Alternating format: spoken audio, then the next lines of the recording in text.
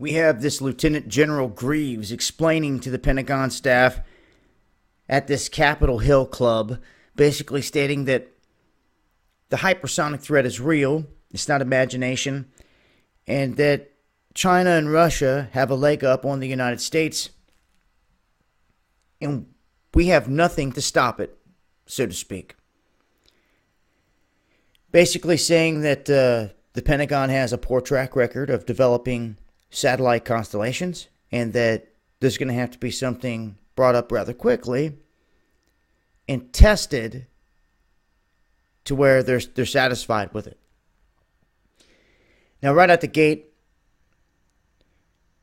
I call BS on a lot of different fronts here because, first off, the black budget is very real.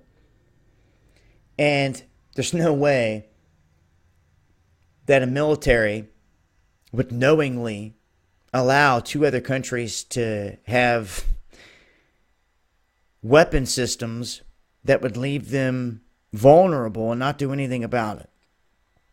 Just because there's no headlines about the U.S. military weapons doesn't mean we don't have them.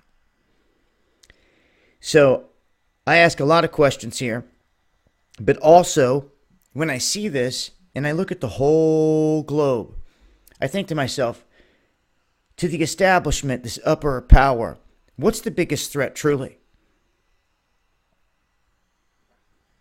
I think it's freedoms. I think it's freedoms, rights, weapons in the United States, and I think that that makes us a prime target. Whether people want to hear that or not, I believe that is the case.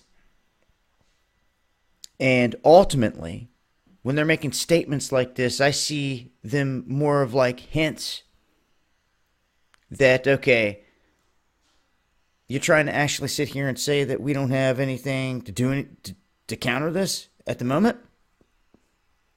And that what, you need more money? And the Pentagon's saying that the funding will be in place next year. So that leaves us susceptible till sometime next year? Is that what you're saying? Knowing that Russia and China already have these weapons and that they've already been sending satellites up that have different weaponry on them, lasers and all this other stuff. And then look at the Shining Star satellite that's going over this country from North Korea that they know is there. This is where I call BS big time. Big time. And it continually passes over our country.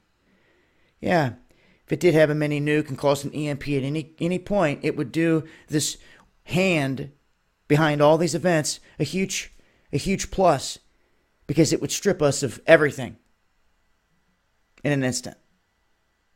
And they would benefit. And they could shift this thing over to a way that they would want it globally. Now, for him to make a statement like this, once again, that they have these weapons and we don't have anything to basically counter it, you have to use discernment. Discernment is key in everything out here, and you have to be able to pick out the little details of what is really being said. Nonetheless, I wanted to make mention of this. I'm going to leave a link here. The next live stream, I'm going to go into extreme detail about all of this. So stay tuned. It's been Dabu7.